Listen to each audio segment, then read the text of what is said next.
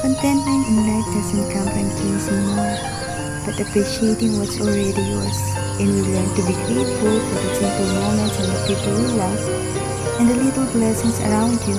We realize that true happiness has been with you all along.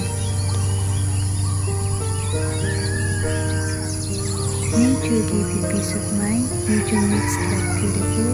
Nature makes you feel refreshing, and nature can bring